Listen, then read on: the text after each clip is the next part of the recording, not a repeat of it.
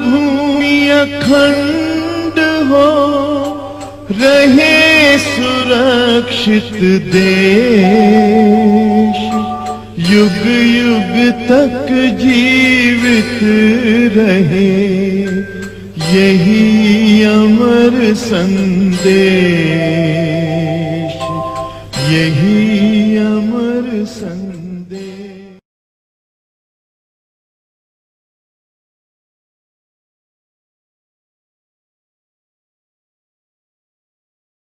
आज समाज में दो प्रकार की पूजा चलती है, एक तो नकली पूजा और एक असली पूजा। बात को ध्यान से सुनने का प्रयास कीजिएगा आप लोग।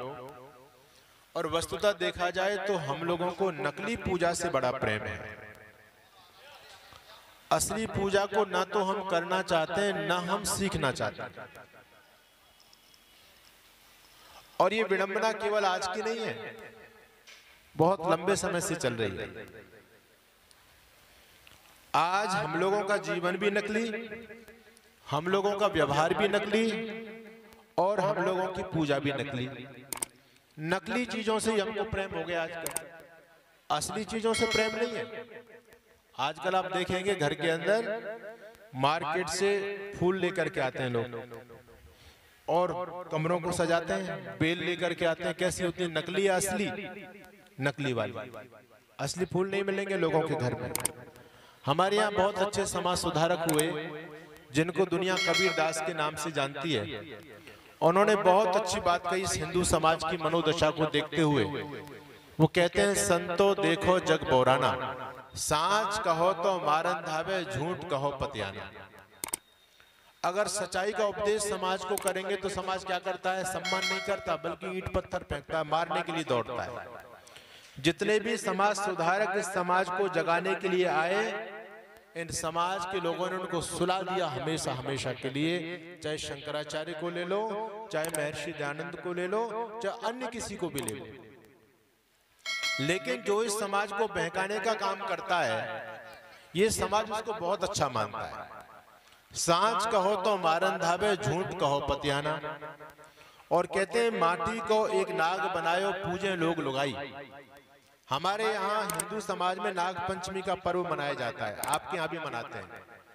नाग पंचमी के दिन पूजा होती है, असली वाले नाग की या नकली वाले नाग की? बोलो, है जी? अच्छा, पूजा यदि करनी है तो असली की करनी चाहिए, नकली की करनी चाहिए? यही विडंबना है हिंदू समाज की। नकली की पूजा, असली की पूजा नहीं करना चाहते। हर चीज हमारी नकली हो चुकी है। माटी को एक नाग बनायो, पूजे लोग लुगाई। और सांचो नाग यदि घर में निकले तो ले लाठी धमकाई। घर में मैंने देखा है, बड़ी आलीशान कोठी बनाते हैं लोग, कोठी के अंदर मंदिर बनाते हैं और उस मंदिर के अंदर चांदी की या पीतल की एक गाय रखते हैं। और सुबह शाम गृह स्वामिनी गाय को माला पहनाती है, दीपक जलाती है, भोग भी लगाती है। लेकिन यदि असली वाली गाय घर के दरवाजे पर आ जाए तो उसको एक रोटी भी नहीं मिलती, उसमें लाठी डंडे पड़ते हैं और घर से बाहर भगा देते हैं उसको। ये हिंदू समाज की दुर्गति का सबसे बड़ा कारण है कि हम लोग किधर बह रहे हैं। जब तक माता पिता जीवित हैं, जब तक उनका कोई सम्मान नहीं, और जैसे ही माता पिता धरती से चले गए तो लगता है कि धरती पर यही श्रवण कुमार पैदा हुआ है। उनके जाने के बाद सुंदर सा फोटो फ्रेम में मढ़वाया जाएगा, सामने रखा जाएगा, फूल मालाएं चढ़ाई जाएंगी, दीपक जलाया जाएगा, अगरबत्तियां जलेंगी। लगता है कि इसको पिताजी से बड़ा प्रेम था। लेकिन जब तक पिताजी जीवित थे, कभी पिताजी की सेवा शुश्रूषा नहीं की। कबीर दास जी कहते हैं, जियत पिता से दंगम दंगा, मरे बाप पहुंचा में गंगा। जब तक पिताजी जीवित हैं तब तक एक गिलास पानी नहीं पिलाएंगे, लेकिन पिताजी चले गए तो पुत्र कहां लेके जा रहे हैं? गंगा जी लेकर के जा रहे हैं। देखो उनकी श्रद्धा। समाज में ऐसी मूर्खता छाई हुई है। मैं बिहार के अंदर गया, बिहार के अंदर गया जी एक स्थान है और बहुत ही पौराणिक दृष्टि से बहुत ही उस स्थान का सम्मान है। जैसे मथुरा है, हरिद्वार है, वैसी गया जी है। गया जी के अंदर श्राद्ध होते हैं और बहुत दूर दूर से लोग अपने पितरों का श्राद्ध करने के लिए गया जी पहुंचते हैं। कैसी समाज में मूर्खता चल रही है। हमने देखा एक व्यक्ति दिल्ली से चला गया जी के लिए अपने पिताजी का श्राद्ध करने के लिए। गर्मी का समय, ट्रेन में एक भी सीट खाली नहीं, सब लोगों की हालत खराब।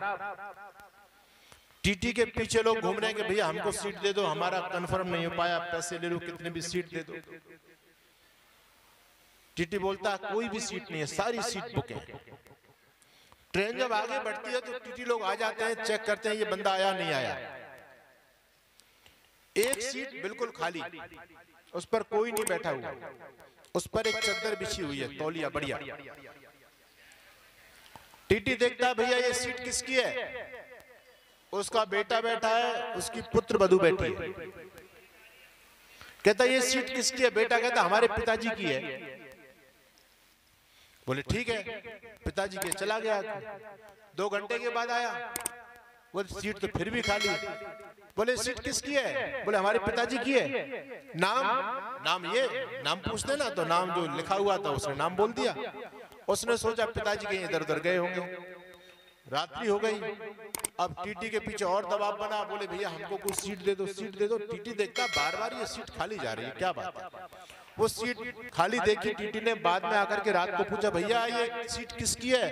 कहता मैंने कितनी बार पूछोगे, मेरे पिताजी की है। टीटी बोलता है मैं 10 चक्कर लगा चुका, तेरा पिताजी एक बार भी नहीं सीट पर बैठा, तेरे पिताजी है कहाँ ये तो बोल।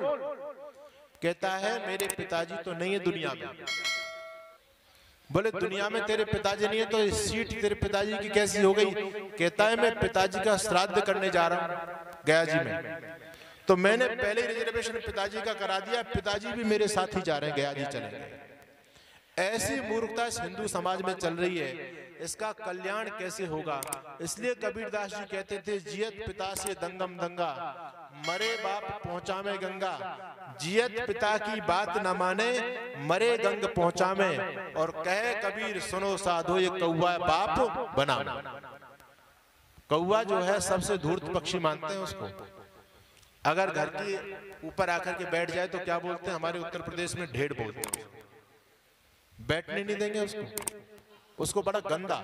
चाणक्य जी भी कहते हैं कि पक्षियों में सबसे धूर्त पक्षी कौवा है। लेकिन जब ये श्राद्ध पक्ष आते हैं और कौवा यदि आ जाए, ओहो, लोगों का दिल प्रसन्न हो जाता है, पिताजी आ गए, पिताजी आ गए। ये हिंदू समाज की बुद्धि को देखो, उस कौवे को भी बाप बना रहे हैं। अरे क्या तुम्हारे पितर लोगों ने ऐसे निकृष्ट कर्म किए थे जो कौवा बनेंगे?